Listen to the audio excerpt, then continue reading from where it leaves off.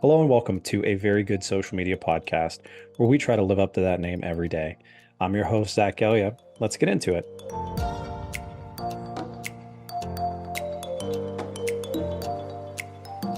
So, on today's show, I'm very excited to have this guy on. Been a fan of his for a very long time. We've only recently met in person when his squad was in Pittsburgh with one of their players. Um, Throwing out the first pitch, all this good stuff. But it was really kind of an admiration from afar, where maybe not too far, but when I worked with the Cardinals, he was working with the Suns. The stuff that he put out was just so amazing, so incredible, and it always seemed to be ahead of the curve and a little bit ahead of the game. Then fast forward a year or two, and now he's with the Brooklyn Nets, doing the same and learning and growing and really fine tuning his craft. But excited to bring Noah Lau on the show, content producer for the Brooklyn Nets. One thing that struck me about him in this episode was not only just the talent and the creativity and his passion for what he does, but really it's his mindset. It's all about getting better every single day. Something I preach all the time is like, whenever you're comfortable, you're stuck. And, for him to, as a guy who's, at least 10 years younger than I am and really, getting his start in the industry, it's great to hear that, we share the same mindset where it's just, you can never be satisfied. You always want to get better. And it was great to hear about his journey as well, because, he's working with, different sports teams and different organizations while he's still getting his degree in college at Arizona State. So, the drive and the passion and just the determination of him, was very evident. So I really hope you enjoy this episode. It was wonderful to talk to him, and I can't wait to learn more. So, without further ado, I'd like to welcome Noah to the show. Appreciate you having me. Yeah, man, it's great to have you here, man. I I've been such a fan of yours, and I know I reached out. We had a couple job openings with the Cardinals that I was trying to snake you for, but all like been such a big fan of your work and just how you go about things, and it was cool to connect when you were in town with Cam Johnson, one of my guys, at the Pirates game, which was really cool. No, yeah, that was dope. I appreciate you having me on. I knew you were working at the Cardinals, so kind of neighbors, I guess you could say. But it's dope that we get to connect now. Definitely, man. Yeah, and so like just to get things started, like basically the first thing I like to do is just kind of open the door, open the floor for you to kind of just go through your journey and how you got to where you are today. Because obviously, like we talked a little bit before we started, but you're in the forefront of the industry now and really kind of getting your feet under you and being very successful at it. But you're more recently going through these steps than me, who started in 2013. So just opening it up and letting everyone know kind of how you got to where you are today. Yeah. So I've been super fortunate and super blessed, like throughout my entire, I guess, career, you can say. I've gotten super lucky. So the way I kind of got started into this was my high school, actually, Perry High School, Gilbert, Arizona. They had like a TV broadcasting class. And so I joined that class like my junior year. Didn't know really anything about film, about cameras, anything like that.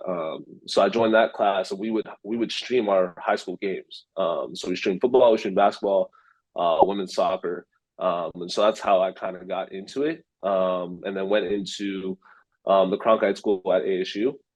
So that's kind of where I started majoring in journalism, things like that. So that's kind of like where I started going to school. And then while I was there, like I interned with Arizona State Athletics. So that's how I kind of got into the digital media field, I guess you can say.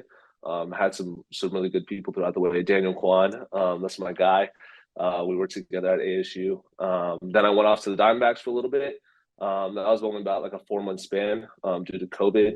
And then I started working at a marketing agency called the Blocks Agency. Shout out to my guys, Dave Shrine. He taught me a lot. So like I said, just super fortunate. And then ended up interning at the Suns my senior year. And then from my senior year, that was the year we made it to the finals. Super extremely grateful for that. Just a hell of a ride. Um, and then from the Suns, started full time there right after May 2021, just after I graduated college. and then left for Brooklyn. I'm in Brooklyn now, in 2022. I think I left September 2022. Yeah, so it's been about a year and like 4 months here in Brooklyn. But it's been great, man. Can't complain. Just super blessed and super fortunate with the people I've met along the way, to get where I am today. So That's awesome, man. Well, so just to clarify, basically all of the jobs that you were talking about until you were full time with the Suns, you were doing those while also being a student, getting your degree. right, right, yeah. So the entire time I was in school, I was always doing an internship. In the summer, I was always doing an internship. Also interned with the Arizona Republic. So yeah, just try to stay busy and do as much as I could, network as much as I could, and so that's really helped me get to where I am today, I would say. Definitely. And so how did you go about finding these opportunities? Was it something that like connections, like you said, with the networking? Was it something like within school, there were some, counselors or things that kind of guided you in the right way? But how did these come about? Yeah, yeah. So a lot of it has just been, I think, right time, right place. So the way I got into ASU, like my college roommate, his like mentor, his Cronkite mentor was the SID for ASU. He was like, hey, like check out these internship opportunities that we have. And like Cronkite, one of the things they always tell you is to go out and always like seek opportunities. And so I ended up applying to that internship, and I stood there for about 3 years. And I learned a lot. Like my guy Daniel Kwan, who I shout out, like he taught me everything I needed to know about cameras. And the thing about ASU was they gave you like a lot of freedom. So they would just let me do whatever. So like I remember I started like in gymnastics, right? Like nobody really wants to um like like when you're in college, like the one thing you always look forward to is football, right? Yep. But when I got to ASU, I was like, oh, gymnastics, like this is super dope. Like I'm just gonna try to do whatever I could. And so that really got me into just creating like those 30-second pieces, hype pieces, things like that. And so like I didn't really edit it like that before. And so that's how I really got into that sort of editing. And so yeah, just like shout out to the people that like really helped me get there. That's awesome, man. Yeah, and it's something that like, a big part of this podcast is just helping that next generation, helping, the young people who are, going through the same situation that you are and, being able to provide them a shining example of like not sitting back and waiting for opportunities, not kind of just hoping that things turn out. It's like you have to make the progress and make them happen. No, yeah, for sure. And I think just like I think like looking back to my very short career, I guess you could say, um, like it's just like I said, the right timing, the right situation. So like with the Suns, like it was going to COVID that year. And I had met one of my professors at ASU. His name was Ike Easley. Shout out to Ike, he's a really good guy. And he was like, "Hey, we're looking for an intern. Let me connect you with my guy Nick Williams, who was my first boss of the Suns. Tremendous guy. And it's just like, yeah, just I would say like a big part of it is just taking advantage of your opportunities. Like at that time, like the Suns, we were really understaffed because of COVID. And so Nick trusted me with just doing a lot of things. Um, and so like for me, that was huge because I want to be like where I am today. Like I'm 24, still trying to figure it out, like that sort of thing. But yeah, just right timing, right place, and obviously like just taking advantage of your opportunities because you never know like when you'll get those opportunities again. It could always go to someone more senior. So just whenever you have those opportunities, like you just want to make sure you take advantage of those as much as you can. For sure. Yeah, there's a quote I think I have it written down somewhere. I have no idea, but it was like when the opportunity presents itself, it's too late to prepare. So it's like Mm, all of what you're trying to do and all of the things that you're doing in your day-to-day life is like you're getting ready for whatever's next. And so, like you 100%. said, like, gymnastics or whatever it is, it's like you're fine-tuning your style and how you want to do things and trying new things and really figuring things out. Cause that was, I mean, when I started with, the Speedway back in 2013, I had no idea what I was doing. I didn't even know that social Mm, media was part of the job. And it was like, all right, well, now you have to make people care about this, racetrack that has two races a year in a 12-month span. Like, and it was just, how do you do that? Like, you just try anything and yeah. everything. You fail and you get Yeah. back up and keep going. Yeah. One of the things I try to live by, the way I like approach my work is I want to like whenever I end up leaving this place, whatever project I'm doing, I always want to leave it knowing like I gave it everything I had. So I can look back and I can look back on my son's run, which is like some of the most fun I've ever had in my life. Knowing that like I gave it all I had. Like I might not be as good as I am now, right? Like obviously I've gotten better since then. But I have no regret knowing that like, hey, like I only had an hour to do this edit. Like I'm still gonna give it everything I got because like you never know. Like I don't want to look back on my time at the Suns, be like, dang, like I really wish I did that, you know? And I think like as you move forward on in life and more forward on your career, like the one thing I've really cherished is knowing that like every single place I've gone to, like I've given it everything I had. And that has just made me like so much better. Like this last project I did, I think I did the All-Star campaign. And like I'm really like in this moment of life now, like I'm really learning how to direct and produce like commercial spots, I guess you can say. And like I'm still not like where I want to be, right? Like I still want to get better and things like that, but I am content with just how everything went because like I gave it everything I had. Like I learned so much throughout this. Like me and my boss now, Matt Flores, we talk about this all the time. But just like every single one of these projects, like you always look to aim to get better.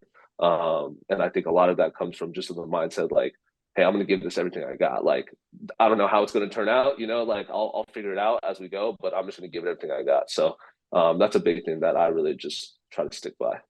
Definitely, man. And it's all like it's a process, but it's also like you're building that foundation. Like obviously like the things that I was doing with the Speedway in 2013, they don't directly relate to what I'm doing now, but like that was the start. And it's like you have to every step that you're taking in every project, every single thing is like it's building on top of each other of like, yeah, like your work, it hasn't been a long time, but it's like your work in Brooklyn's different than what it was in Phoenix. And it's like in such a good way where you wouldn't be able to do the work in Brooklyn without what you experienced, at ASU with the Suns, with the agency. Like it's all so intertwined. Yeah, 100%. I feel like in Phoenix, like a lot of the things I learned how to do was by myself. Like learning how to shoot, learning how to edit, like learning how to light. A lot of that was by myself. And like even now in Brooklyn, like I'm still learning all that. But I think one of the cool things that Brooklyn's really allowed me to do and really learn from is the resources that they have here. Like I'm learning from top of the line like DPs on how they light things, top of the line editors, top of the line directors that like really know what they're doing. So it's just been good for me, like you said, just being able to look back on like how much I've progressed in Phoenix and like in my time in Arizona to now. And I just think like as you keep going, like you always take those things that you learn from your past journeys and apply them as you move forward. Definitely. Yeah. And I mean, it's one of those things like you have to start somewhere, right? Like same thing with you. Like most of the stuff that I know, I taught myself or I was learning from someone else who's already been going through it and picking their brain. So it's like, you just have to, you can't be afraid to fail or you can't be afraid to not know all the answers. Cause in this industry, there is no possible way, like even James Cameron, like Martin Scorsese, like they don't have all the answers. And that's why they're so Right. great is because they're continually learning. They're trying to get better, even though it's like, they're the mountaintop when it comes to this stuff. Right. Totally 100% agree. Cool, man. Well, so digging back into, your journey, like to that kid who is, a sophomore at ASU or, a junior at Georgetown, like what should they be doing right now to kind of make sure that when graduation day comes, they're ready to jump right into something new instead of like getting to the end and then it's like, all right, now what? Yeah. I think looking back on college, and one of the things that I always really try to emphasize on was, like you're gonna get so many opportunities being in like those college athletic fields. And so every time you do a video, a shoot, or whatever, you always try to make it better than your last. And I think that's really helped me as I move forward. But I just remember being in college, being like, hey, like I did this sort of effect in this sort of video. Like, how do I do this effect that I just saw like on Instagram, Twitter, and do it like in the next video I made?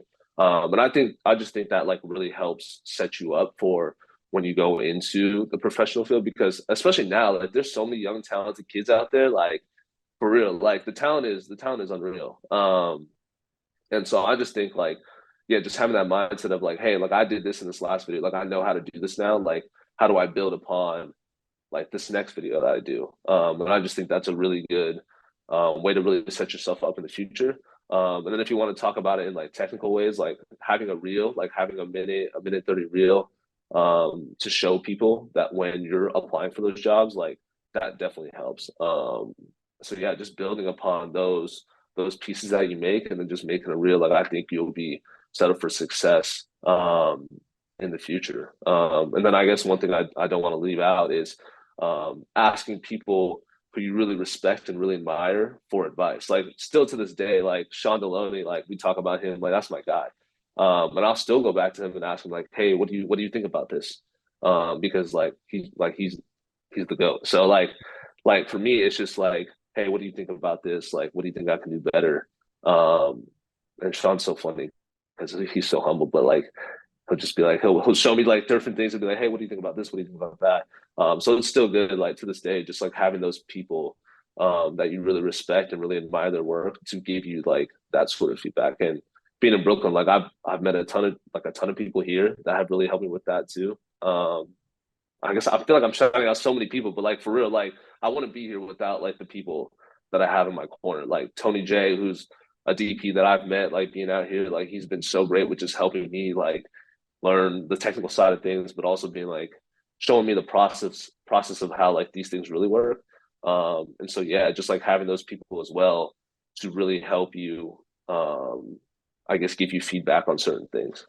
For sure. And I mean, that's like that's kind of the point of this whole thing is like I wouldn't be where I am today without the people that I've connected with who are so kind to like, whether it was an email or like a LinkedIn message of just like, hey, can you talk? Like, I'd love to pick your brain. Mm-hmm. And it's like 99.9% of the time, everyone's like, yeah, of course. Like, let's talk. And it's like, Mm-hmm. I've learned so much over the years. And I mean, I'm still, still this day reaching out to people and asking them their advice and how they do what they do. And because like you said, man, like there are so many talented people, whether they're 16 or 50, it's like this industry is in such a good place. And it's such a big, vast, crazy world, but it's also kind of small. Like anyone, that I've reached out to about even for this podcast, it's like, you and I don't know each other all that well, like been a fan of yours for a long time, but it's like, it's something as simple as just like, yeah, man, I'll jump on. And so like, I guess long story short is just like, don't be afraid to reach out. Don't be afraid to try and make those connections. Like if for some reason they don't respond, like what did it cost you? Like 10 minutes of your day to send a message? Like just it's so important to not only network for job perspective, but just learning, man. Like you can see, like you said, Sean Deloney, like got like I was blessed to work with him with the Cardinals, but it was like I remember when when I first got to Phoenix, even before I got to Phoenix, like I was a huge fan of his work and what he Mm-hmm. did. And so when we started talking and someone was like, oh yeah, like this is the guy I want to hire, I was like, yes, please, let's do that. But it's Yeah, like, but yeah, even just talking to him and learning from him, and it's like, I've done some video production and stuff in my past, like, but I can't do any of the stuff that you do that he does. So like just even sitting with him and seeing his process and seeing how he edits stuff or how he even shoots stuff and sees like from the angles and that side of stuff. It's just like don't be afraid to, go outside of your comfort zone and ask for help or ask for just, 10 minutes of someone's day to see what they're all about. yeah, totally. Like I said, like I've said this so many times, like I want to be here without the people that I've really leaned on in my career. So just like having those people um like has been huge for me and like it'll be huge for me as I continue my career. Sure.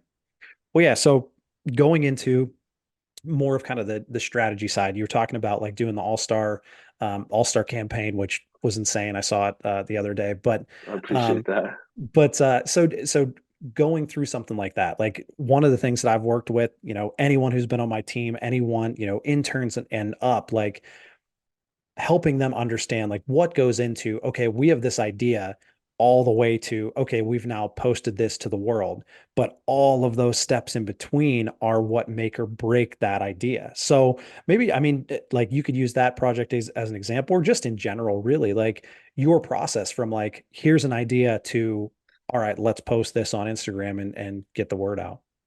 Yeah, so this is something I'm still learning and I've grown more confident in just because this is probably my my third, I guess, spot you can say, um, in terms of like going through this whole process. So the way we go about it here at the Nets is, for example, I'll use the All Star campaign. Like we say, hey, look, like our marketing team, my boss, my head boss, Charlie Widows, he's great. They come to us and they say, hey, look, we need to create something for our All Star this year, our All Star campaign this year. So for this year, it was like the Indy 500 and things like that. So the first thing I always try to do is I'm going to create like a brief and a treatment. But like throughout the process, like, I'm thinking like one of the things that we really harp on, and one of the things that I really learned here in terms of like strategy and things like that, is how do you make your content represent like the area that you're in. So for example, like in Brooklyn, like it's not like flashy like LA, or it's not I guess like it's just not the same feel it was in Phoenix. Like that's one of the things I learned early on was like what I do here is like it's not gonna work um from what I did in Phoenix. Like it's two different vibes. Like Brooklyn's more authentic, it's more black and white, like it's more real. So always just like everything I do, I always try to have that in mind. Like how do I make this feel in Brooklyn? So like for our open videos, I guess you could say like we did like a subway inspired set and our city edition was cause. And so like how do I make these two videos feel that when you walk in, like and you walk into arena as they play, like how does this like I want like our fans to walk in and be like, oh wow, this is Brooklyn. Like you can't do this and you can't see this like anywhere else. And so like I always try to think about that in the process of like creating these treatments. How does it reflect like the area that I'm in? So we start off with that, and then a lot of the work and like my guy Matt Flores, like he's really harped on this is like 90% of the work is really in pre-production. So it's location scouting. Like we location scouted like all those places. It's a lot of it is just like big time producing. Like for that video, like the two producers on the video, like Sydney Zabo and Adion Igbovoa. I apologize if I mess up her name, but they were great. Like talent wardrobe, like getting everything we need, like building out the crew sheets, like all that stuff, like all of it is built in like pre-production. So like you have your treatment, you have your pre-production. And then for me, like I was the one that directed the video. Like I'm creating like this storyboard so that when we go into it, like I know like these are the shots that I need. This is what we're going to follow like throughout the day. So that when it came to the actual day, like we didn't really have any hiccups except for like the car like stopping every 20 minutes. And a lot of that I would say like my guy Matt Flores, like he harps on it. Like as long as we get this done in pre-production, like we'll be able to control a lot of the variables like on the actual shoot day. So with all that being said, like it was like a 3 week process. And then I edited the video in like 4 days, which is like kind of crazy, I guess. But like that's how like the process, I guess, and like how I approach these things. Obviously, like I'm still learning. Like if you took the way I did the open videos and the way I did the All Star campaign, like it's like for me at least, like it's night and day because like I'll admit it, like I was struggling like throughout that process, and like I said, like I've always had people to lean on. So like going now into the All Star campaign, like I had a lot more confidence going into this. But yeah, I guess like that's what I would say with the process would be like a lot of it is pre-production. So that when you come to your actual shoot dates, like it's a lot easier. And if you look at the storyboard, like if you look at the final video, like it's almost the same. Like there's just some small tinkering that I did. But yeah, a lot of it was in pre-production, and I guess that's something that I really look to nail in when I do like these certain projects. For sure. And I mean, it makes sense. Like that's what you just said. Basically, it's the same thing that we do, like social and strategy and things. It's like, you know, I always call it organized chaos. Is like, just like you said, in the pre-production stage, like you are planning everything that you can plan so that when something goes differently than you think in the moment, you can react. Like you already have that mind space, that brain capacity to be able to be like, all right, well, everything else is taken care of. Like, let's focus on this one little thing. We'll figure it out and we'll move forward. Right. Yeah. Like you're always gonna have things that change, like in a shoot. Like for example, I didn't think the car was gonna like shut down every 20 minutes. Like it's an old car, right? So like we have a Pontiac GTO. Like I didn't know the car was gonna break down like every 20 minutes. But I think like if like coming out of that, it's like that's like the one variable that like you have to like figure out on the fly. Like I would say you've done like a pretty good job in pre-production. Like talking to like these people, like you're working with sound ops, you're working with different types of DPs. Like you ask them like has a shoot ever gone smoothly, they'll tell you no. Like so, like it's just like all it really comes down to is just like controlling the variable, controlling as many variables as you can. Like something's always inevitably going to go wrong, but as long as you can prepare yourself in a way to where it's like you go into these shoots knowing that you have a sort of idea of like what needs to be done, like you'll always be in a good spot. For sure. One, and you brought up a good point, and something that like when I went from the Steelers to the Cardinals, it was like, okay, it's the same sport. It's, I know everything that's going to happen. My first year with the Cardinals, it was like, I'm just going to do everything I had planned for the Steelers with the Cardinals, and it didn't work because it's like, Yeah, just like you said, it's two different vibes, it's two different fan bases. Like, yes, they're all football fans, and just like you said with the Suns, with the Nets, it's like they're all basketball fans, but they couldn't be more polar opposite of the type of people and the content that they're looking for and things like that. So when you got to Brooklyn and realized like, okay, like some of the stuff that I'm doing in Phoenix isn't going to work, how did you go about like doing the research on like you said, like understanding what the Brooklyn fans are looking for that so that can be reflected in yeah. the stuff you're doing? Yeah, I think a big part of it is just understanding like the area that you're in. So again, shout out my guy Tony Eaton. Like he goes on like these bike rides, and so he got me really into biking this summer. And I think that really helped me see like what Brooklyn was really about. So like when you bike through Brooklyn, like you see like these people like talking on brownstones, like you see like these parks with like cages on them with like the chain nets, like that's you don't have that in like Phoenix, Arizona. You know, like a lot of that is a lot of the basketball that's being played out there isn't like gyms. Like it's too hot out, so like nobody plays outside. It's the music. Like in Phoenix, it's a different music vibe. And anywhere else, like I'm from the West Coast, right? So like a lot of things we listen to is not like what people here in Brooklyn listen to. Um, like I guess like for picking the open video songs, like I know I wanted something like Jay Z and like something that like when like I said when you walk in like you look like you watch the video you hear the song you're like oh wow like that's Brooklyn. So I think a big part of it is just like exploring like the area that you're in, because like without those bike rides in the summer like I wouldn't really get to see like what real Brooklyn is, and a lot of the people like the way they talk like the way they interact like a lot of that is just different from like what I grew up with. Like I grew up in Arizona like for 20 years of my life. So just like being able to really understand like the area that you're in, like really helps you like with the creativity that in the place that you're in now. Like I wouldn't be able to like everything I do now, like every video that I do, like I guess like minus the hype edits and things like that, like I try to really reflect like the area that I'm in so that when people watch this, they're like, oh wow, that's like Brooklyn. Like you can't do that like anywhere else. Yeah, for sure. Well, and like it's like sports fans are proud to be fans of their team. Whether you're from Mm-hmm. Brooklyn or like me, like I didn't have an NBA team when I grew up in Pittsburgh. Like we obviously still don't have an NBA team, but like when I got to Phoenix and it was like the bubble and everything, it was just like I have to be a part of this. Like this is something that just Yeah. like means so much to me. So it was cool to see like Phoenix reflected in what they do. And then same thing, like I've always loved the Nets and like even before, Mikhail and Cam Johnson got there, but like it's like their and your guys' vibe is like it's so authentically Brooklyn. And it's like, and that's something, I mean, obviously like being a Pittsburgher and like Pittsburgh people are proud of their city. It's like it's so cool to see that being reflected because it's like authenticity is like one of those buzzwords that everyone uses now, but it's so much more than just a buzzword, as cheesy as that sounds. Like it's if you are not authentically Brooklyn and connecting with that fan base and with that, that part of the city, it's like it's not going to, no matter how good the video is and no matter how well thought out and planned it is, it's like it's still not going to hit that same way.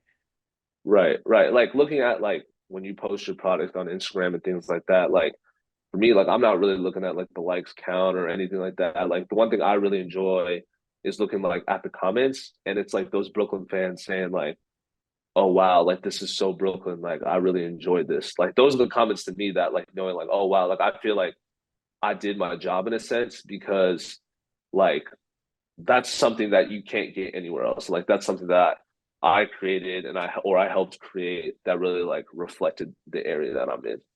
Yeah. And it's the ultimate compliment, right? Like we did shout out 100%. to Sterling McLean on leading our content team, but he like when we were thinking of kind of our opening day video, talked about like Andrew McCutcheon voicing it over, like he worked to get a Mac Miller song released, and like everything about it, like the shots, the script, everything that he did, it was like me being a a Yinzer from Pittsburgh, like it just like it hit every feel that there was, and it's like, and then you see all those comments of like this is Pittsburgh, like this is you Mhm. guys nailed it, that, and it's like that's that like everything that you're trying to do, like that's the goal. For sure. Yep.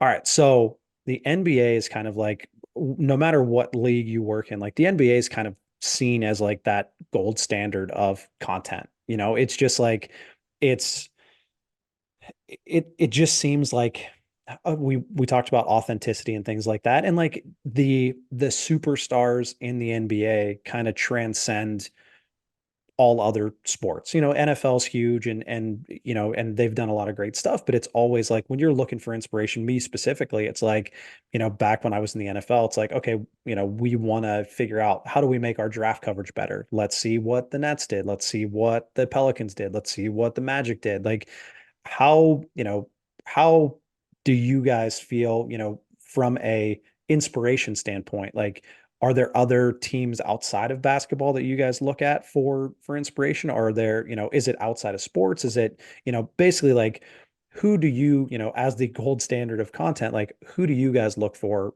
inspiration? Um, what's crazy is like we have so many people on our content team, and like we have so many like I don't mean to say like we're covering like three properties, like the Liberty, the Nets, and then just like this Brooklyn media that we're launching. Um, so I would say like the cool thing about like being here on this team is like we have so many people from like different backgrounds that um like they come with so many ideas.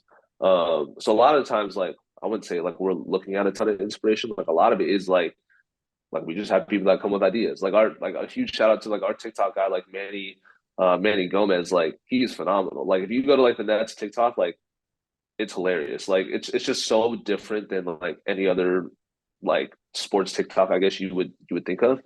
But I guess for me personally, like a lot of the inspiration I look at now is just like a lot of Nike commercials. Like I think Nike commercials are um so adjacent to I guess like a Brooklyn feel. So I really like looking at those, like the way that's filmed, the simplicity of it. Like it's not like a whole bunch of effects. Like Brooklyn's not like a whole bunch of effects like heavy. It's very authentic. It's very simple. Like a lot of it is different. And so for me, like I look at like a ton of Nike commercials. I look at like a ton of music videos. Like a lot of that now is like in terms of like the work that I do, like it's looking at those those people that like are way above me, like those directors that direct music videos, directors that produce like these commercial spots. Like one of the things, like one of the pieces I love to watch is Elite Edge. Like I think their open video content like is amazing. So just like looking at high end, I guess I don't want to call them like high end because I feel like that's like looking down on like other people. That's not like what I mean to do, but just like looking at these like I guess established companies that they like specialize in this, right? So like looking at like those companies that like really specialize in like those types of pieces. That's where I draw like a lot of my inspiration from. And then one more, I guess, like especially like in what I do now, like there's Andre Robinson from the Dallas Mavericks. Like he does a ton of cool stuff. Like if you've seen like their city edition release for their jersey this year, like it was phenomenal. So just like finding people like that do those like types of spots, like that's where I draw a lot of my inspiration from. That's awesome. Yeah, like we talked about earlier, like there's so many talented people in this industry that it's like So many. you can just pick and choose even from like even within teams and brands and organizations. Like there's so much great stuff out there. Yeah, yeah, so many. Like especially being in New York too, it's like man, like I'm like there's so many good people out here that I'd be dumb, I guess, not to try to make as many connections as possible. For sure. Well, I mean, so building off of that, so getting your foot in the door is obviously like I wouldn't say half the battle, but like that's a big part of it, right? Like if once your foot's in the door, it's all about continuing and building and growing and learning, connecting. But it's like, but that initial first step is like it's hard. So like, for that next generation of content creators, for social managers, whoever it might be, what would be the one piece of advice that you could give them to kind of help them in their journey? I guess I kind of said it a while ago, but just every piece that you do, like just look to make it better than the last. Like I think if you always have that like mindset of like I just want to get better, like I don't think you could ever fail. Like you're always like if you're ever looking to get like if you're always looking to get better, like you're just gonna keep on getting better. Like just try to keep pushing yourself like out of your comfort zone. Like I've never been more uncomfortable than when I was for the open video process. Like that was like I've never been more uncomfortable than that. Like I learned so much with that, and like the things I do now, like I'm uncomfortable, but like in the moment, like I'm thinking to myself, like why do I do this to myself? But like after, and I guess during, like I'm just getting so much better because like I'm going through this. And I just think like pushing yourself to do something better than the thing you just made, like I think you'll just never fail. And I think as you get better, like you'll just like people will take notice. Like you'll do start doing things, I guess, like many people don't think of, or you just do them at like a really high level. And like I just think that if that was like the one piece of advice, like I would give to people is just like always look to make the next thing better than the thing that you just made previous. Whether that's like shooting an event, like hey, I'm gonna try like this different focal length with like I don't know, like if you have the resources like with this camera, so things like that. Like I'm gonna edit this video differently than the way I did like the last video. So yeah, I just think that that would be my advice. Like I've never been more uncomfortable. Also, like trying to edit things to like a Brooklyn vibe. Like it's then like I'm so used to like making things like I don't know, like the way I've done in college and like in my short like stint at the Suns. But yeah, just always looking to um make your thing better than the last thing, I For guess. sure. Yeah, and I mean, like it's always there's so many different quotes of like, pushing past your comfort zone and being uncomfortable is it means you're growing and things like that. Like it's so true. It's like the scariest things that I've done in my life. It's like you look back on them and it's like I I I can't believe, like I don't know where I would be without doing that. So it's like if you don't know what you're doing or it's something new or it's something scary, like it's probably worthwhile. So, just take the leap and jump. Yeah, 100%. And like there's a lot of people that like I get it too. Like if you love to do it just because like you love being a part of the game, like there's nothing wrong with that. But if like I think like if you're really looking to do this and just like keep looking to go to another level, like you have to put yourself in those situations, otherwise like you won't grow and you won't get better. So yeah, just always looking to continue to get better. Like as cliche as it sounds, like that is like literally the one thing like I said, like one of my guys, like Owen White, like he works in the Suns, like we're really close. Like one thing I always tell him is like, okay, like you did this, like how do you make your next piece better? Like how do you make this next piece better? Like how do you, I guess, like evolve like what you're doing? And so that's just like the way I'm always thinking, and like to this day, like I think it's really helped me get to like where I am. But yeah, that would be like the one piece of advice I'd give to the next generation. For sure. Yeah, and I mean, and again, I'm spitting out all these quotes, but like, I think another one was like, "Past greatness is the enemy of future greatness," or like, "Good is the enemy of great," or something like that. Where it's like, once you're satisfied and you're good where you are, that's when you start to fall behind. So it's like that. That's something I always preach is like just being 1% better every day, and you'll never go wrong. Yeah, exactly. Cool, man. All right. Well, to end this, I just want to rip through some kind of quick hitters. It's, most of them are just kind of goofy pop culture things. Some of them are more industry related, but answer them as quickly or as long as you'd like. For sure. Cool, man. All right. TikTok, Reels, or Shorts? I would have to say probably Reels, even though TikTok and Reels are kind of the same thing. But yeah, probably Reels. So like it. Parks and Rec or The Office? I haven't seen either. So No, oh man. sorry to disappoint on that one. All right. Well, we'll see if this one works too. Friends or Seinfeld? I haven't seen either of those either. Either. Oh That I man. guess that like wasn't really no, it is my era, but like I watched like Drake and Josh. Like that was a shit growing up. Like that was the thing. For sure. Oh man. Cool Ranch or nacho cheese? Oh, Cool Ranch, 100%. X or Threads? X. Well, yeah, X. Yeah. Yeah. And these last two, like Vine or MySpace. I don't even know if this is Oh probably no, even Vine was awesome growing up. Like, so yeah, the Vines were great, nice. easily. All right, and then last one would be rank or rate the finale of Game of Thrones from 1 to 10. Oh, I haven't watched that either. Yeah. I'm so bad. I'm so bad at watching TV shows. Like, I don't watch TV shows for real. Like, Oh, that's I awesome. got to though. I got to get on Game of Thrones. Honestly, man, it's like I've always like I grew up, I wanted to be in the film industry, like wanted to go to film school until I realized how much it costs. And like, so I've always loved like TV, film, all that stuff. Ever since our Mhm. little one's been born a couple of years ago, it's like I- I've probably watched like 6 movies in the last 2 years. And it's like it's all it Yeah, just depends on like where you are in your life too, right? Like if there's always something going on or you're out doing stuff, like it just it's not for you.